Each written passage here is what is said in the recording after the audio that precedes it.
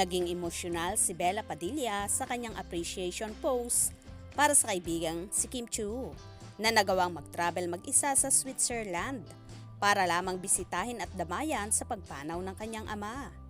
Sa Instagram, ikinuwento ni Bella na nung pumanaw ang kanyang ama ay tinanong agad siya ng mga kaibigang sina Kim at Angelica Panganiban.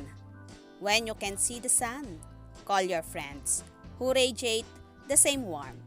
At Chinita Princess and at I am Angelica P, where my friends so immediately asked if I needed them. Hereafter, I found out about my dad, and I really appreciate them both so much. Pat ako natitiri-eyed magsulat ang simula ni Bella sa kanyang post. Patuloy niya, hindi gusto ni Kim na mag-travel mag-isa, pero ginawa niya ito para lang puntahan si Bella. Kim, among the three of us, never really liked traveling alone before. Not because she couldn't do it, but because she always wants to share her happy memories with her friends and loved ones. So it must have been daunting for her to go cross country alone. But she did it to spend 24 hours with me. Ani Bella. Sa video na ipinost ng actress ay mapapanood ang ilang bonding moments na ginawa nila sa Switzerland. At anin Bella ay proud na proud siya sa BFF. And I am not only proud of her for doing that and so many other new things like swimming in the Lake Zurich and the Limat River and eating moles and frights. I'm also extremely grateful, sad pa ni Bella. Thank you, Kimi, for being so warm and happy for people who are actually used to being alone or traveling alone. Kim feels like home. Ang pasasalamat ni Bella kay Kim. Sa comment section ay sumagot naman si Kimi na naiiyak siya sa mga sinabi ni Bella. Bakit nakakaiyak?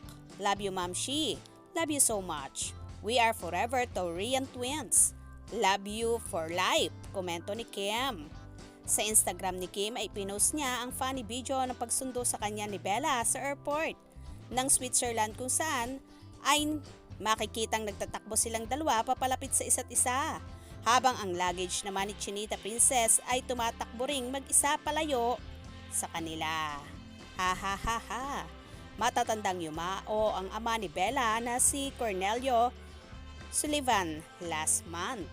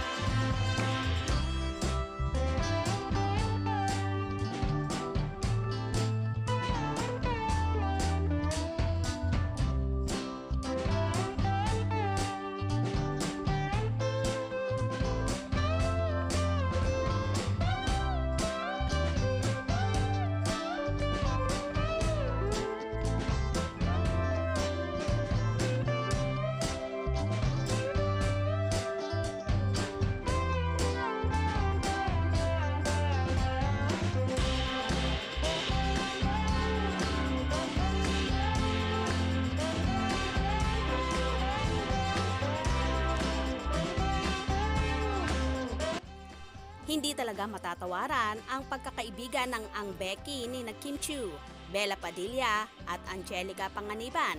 Kaya naman, laking pasasalamat ni Bella na sinamahan siya ng kanyang BFF na si Kim Chiu.